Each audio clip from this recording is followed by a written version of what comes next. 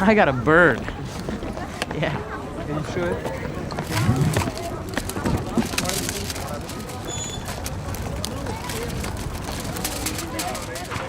Show me how to use it.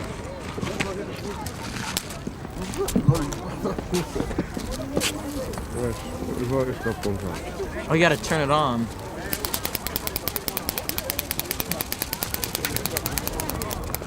know what the naughty girls just asked me? Is he legend?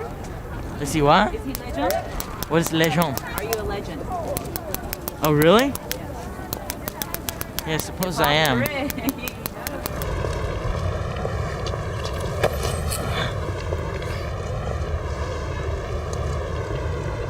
Oh, Basketball Diaries. Let's talk about that. Okay. So, tell me who's in the movie and a little bit of what it's about. Lorraine Bracco plays my mother.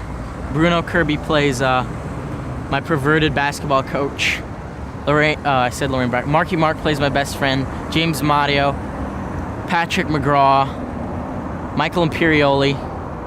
Juliette Lewis has a cameo as a prostitute, heroin addict. And I believe that's it. And me. And what it's about? Yeah. It's about a guy, Jim Carroll. If you read the book, you know it's about, but I'll explain it.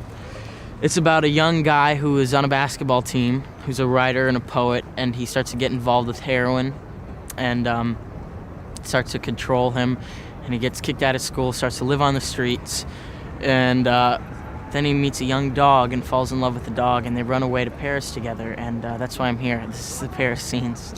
No. I can't use that. What I think of Paris, I think it's like New York, except that it's a lot older and a lot more beautiful than New York, but it sort of has the same sort of feeling to it. There's a lot of different cultures here and whatnot, and it's probably has the most culture of any city in the world, I think. And it's beautiful, basically, and I like the people here. I think they're cool. I'm not sure where we are exactly, but that right there is the Eiffel Tower, and it's sort of foggy. See the mist up top? And here are a bunch of golden statues, and I don't think they're real gold, but they'd get ripped off. And that's the goddess of water, and that's the goddess of cloth, and that's the goddess of her hair.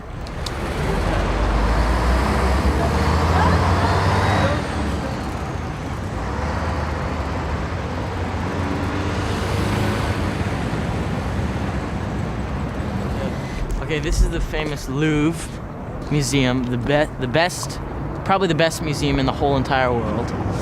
And here is home to the Mona Lisa, Venus de Milo, and millions of Egyptian artifacts and whatnot.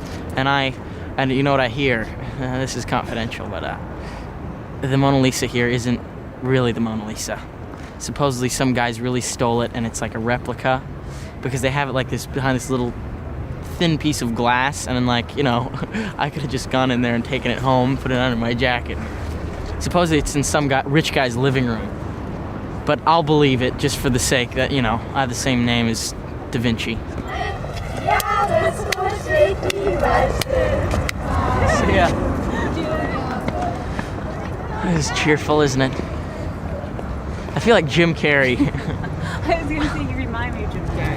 And this is a gift from Egypt, brought here in 1601 by the ambassador Howling Tzuok, and he gave this to the Parisians, and it symbolizes fertility.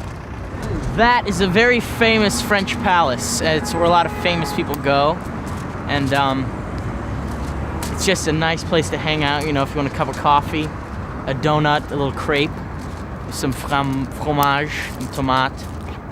Framboise and all that stuff.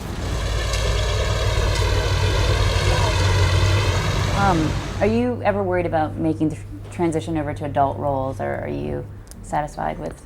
People have asked me that, but you know what my answer is? I'll tell you what my answer is. Would you like to know? My answer is that I'll never get to really be young again, and this is my time to be young. So if there's roles right now that fit me as a young person, I'm gonna do them and not sort of rush into becoming the young adult. I am a young adult, but like to be like the sex symbol of this, the young guy if I can do roles right now that are young, I'll never get a chance to do them again. And I plan on being around for a while, so I'll get to do all that stuff later in life. Are you scared of being the next heartthrob or the hunk of the month or? No, I'm not scared of that. I don't think. I mean, I don't mind it. Whatever. I mean, as long as I don't really care about my public perception. You know, I've learned a lot about that, you know, from meeting people in the business and finding out it's completely different than you think it may be. I mean, sometimes it's completely true. Sometimes you read stuff about people and you're like, wow, that guy really is a jerk. They were right. But a lot of times it's just not true. I've sort of learned not to take it so seriously and not to really give into that, you know, not to be depressed about it, because I'm going to get to do what I want to get to do, and that's work, and that's all that really matters for me. Do you have any sort of older mentors that you look at, or their careers that? There's plenty of people. I like Gary Oldman a lot.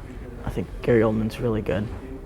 I like, you know, Pacino, Hoffman. I like, oh God, David Thewlis. He's gonna laugh at that. Once you did Quick and the Dead, that kind of took you out of the running? For what? For Interview with a Vampire? No, I didn't get Interview with a Vampire. I went up there to meet him and I didn't get it.